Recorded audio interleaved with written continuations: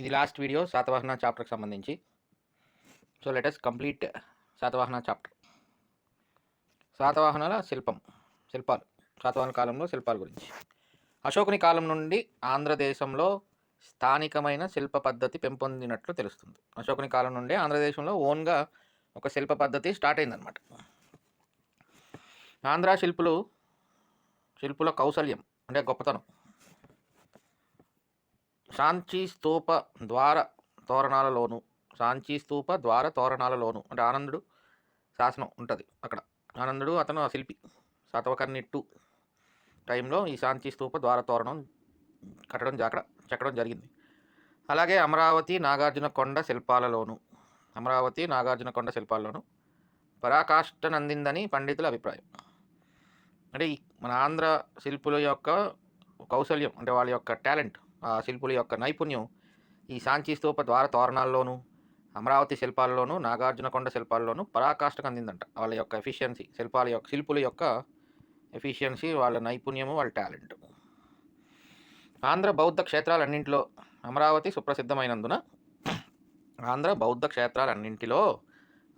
సుప్రసిద్ధమైనందున అమరావతి స్తూపం నుండి లభ్యమైన శిల్పము అందలి పద్ధతులే ఇతర ఆంధ్ర స్తూప శిల్పములందు కూడా ప్రతిఫలించినందున బౌద్ధయుగ ఆంధ్ర శిల్పమునకు అమరావతి రీతి అనే పేరు వచ్చింది.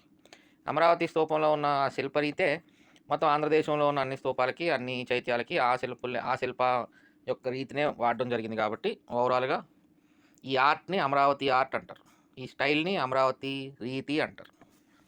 అలాగే గాంధార ఆర్ట్ ఇలాంటివన్నీ ఉంటాయి కదా. సో మనది కూడా ఒక అమరావతి ఆర్ట్ అనమాట, అమరావతి రీతి. సాంచి మరియు బర్హూత్ శిల్పం గ్రామీణమైన ప్రకృతి సాన్నిహిత్యాన్ని ప్రదర్శించాయట. సాంచి బర్హూత్ శిల్పాలు గ్రామీణమైన ప్రకృతి సాన్నిహిత్యాన్ని ప్రదర్శింపగా, అమరావతి శిల్పం మాత్రం నాగరిక జీవిత వైలక్షణ్యాన్ని ప్రదర్శిస్తుందని విమర్శకుల అభిప్రాయం. సాంచి బర్హూత్ శిల్పాల్లో కొంచెం రూరల్, అక్కడ ప్రకృతి సాన్నిహిత్యం ఇలాంటి శిల్పాలు చెక్కారనమాట. కానీ అమరావతి శిల్పంలో మాత్రం నాగరిక జీవిత వైలక్ష్యాన్ని, ఇంకా రకరకాలుగా సివిలైజేషన్ ఎలాగ ఉంది అనేది ప్రదర్శించిందట అమరావతి శిల్పం. బహుశా అందుకు కారణం ఏంటంటేనండి, అంటే అమరావతి శిల్పంలో నాగరిక జీవిత వైలక్షణ్యాన్ని ప్రదర్శించడానికి గల కారణం ఏంటంటే, ధనికులైన బాగా డబ్బున్న శ్రేష్ఠి గృహపతులు పోషణలో అమరావతి శిల్పం తయారవడం కావచ్చు. అంటే బాగా డబ్బుండి వాళ్ళందరూ ఇస్తారు కదా డబ్బులు, దాంతో శిల్పులు బాగా రకరకాలుగా ఇంకా ఎఫిషియెంట్గా చెక్కారనమాట. ఆ సివిలైజ్ నగరాలు అన్ని రకాలుగా అమరావతి శిల్పంలో అంత వైలక్షణ్యం ఉంది. అమరావతి శిల్పంలో 2 దశలు ఉంటాయటండి. అమరావతి శిల్పంలో 2 దశలు స్పష్టంగా కనిపిస్తాయట. ప్రథమ దశ శిల్పం కేవలం దేశీయమై సాంచి, బిల్సా, బర్హూత్ శిల్పానికి సన్నిహితంగా ఉంటుందట. అంటే రూరల్, ప్రథమ దశ రూరల్ అలాగా కొంచెం ఆ స్టైల్లో ఉంటుంది. సాంచి, బిల్సా, బర్హూత్ ఆ శిల్పానికి సన్నిహితంగా ఉంటుంది. ఇది మన అమరావతి శిల్పంలో ప్రథమ దశ. శిల్పం అంటే శిల్పాలు చెక్కడంలో ఉన్న రీతి.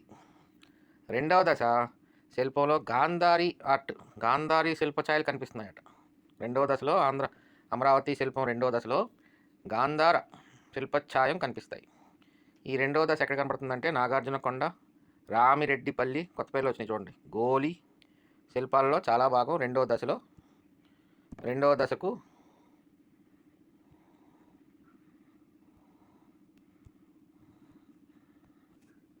నాగార్జునకొండ, రామిరెడ్డిపల్లి, గోలి ఈ 3 చోట్ల ఉన్న శిల్పాల్లో చాలా భాగం రెండవ దశకు చెందినవి.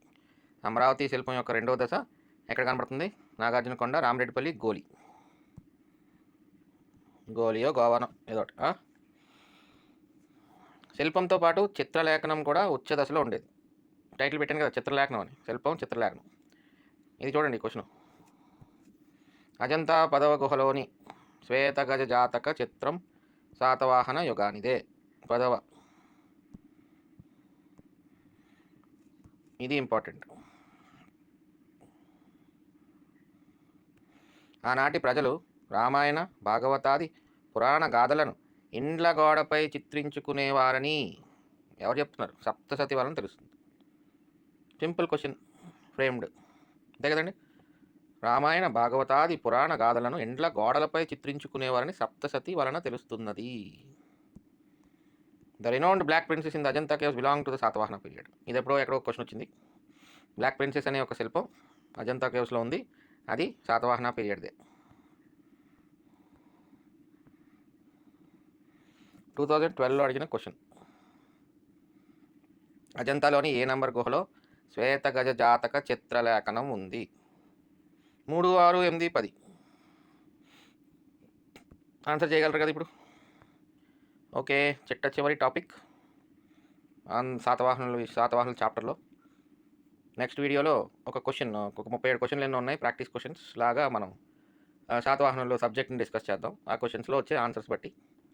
ఆ తర్వాత మనం ఇక్ష్వాకులు ఇక్కడి నుంచి పొయ్యిలోంచి పెనం పడినట్టు పెనంలోకి వెళ్దాం, పెనంలోంచి పొయ్యిలో పడినట్టు ఇక్ష్వాకులు, బృహత్పలాయనులు, సాలంకాయనులు, విష్ణుకుండినులు, ఇంకా మొదలవుతుంది కథ.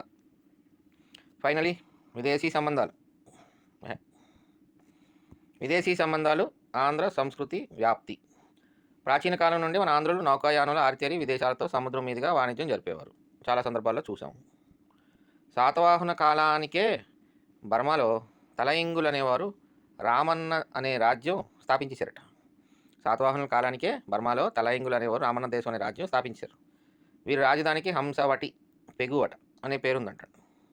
ఈ రాజ్యాన్ని సాన్ లాన్ క్రోమ్ పాలించాడట. ఈ వంశస్థులే బర్మాలో బౌద్ధ మతం ప్రవేశపెట్టారట. సాన్ లాన్ క్రోమ్ వంశస్థులు. అమరావతి నాగార్జున కొండ ప్రాంతం నుండే బౌద్ధం బర్మాలో ప్రచారమైందని నిహార రంజన్ రాయ్ అభిప్రాయం. బౌద్ధం బర్మాలో అమరావతి నాగార్జున కొండ ప్రాంతం నుండే ప్రచారమైందని నిహార రంజన్ రాయ్ యొక్క అభిప్రాయం. అలా గుర్తుపెట్టుకోండి.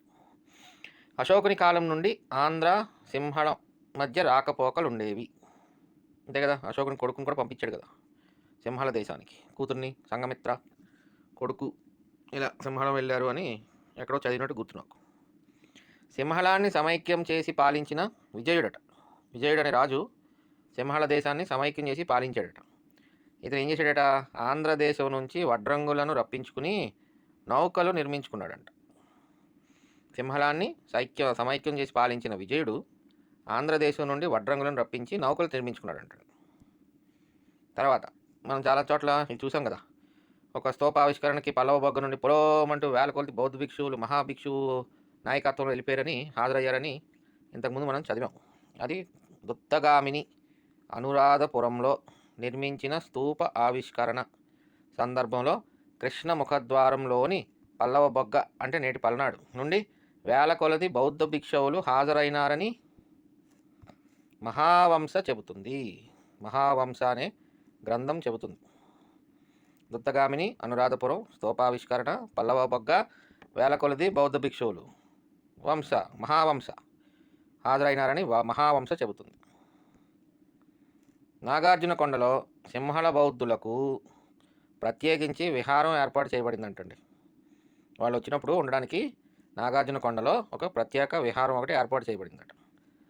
ఆర్యదేవుడు అంటే మన ఆచార్య నాగార్జున తర్వాత ఆ పీఠం ఎక్కినాడు, అతన్ని కూడా బ్రాహ్మణులు చంపేశారనేది కథాసరిత్ సాగరంలోని ఒక కథ.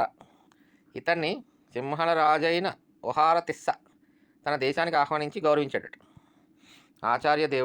ఆర్యదేవుడిని సింహళ రాజైన ఒహారతిస్స తన దేశానికి ఆహ్వానించి గౌరవించాడట. ఆంధ్రదేశం నుండి దిగుమతి అయిన ప్రాకృత భాషలోనే, అంటే మన ప్రాకృత భాష అక్కడ వాడడం జరిగింది.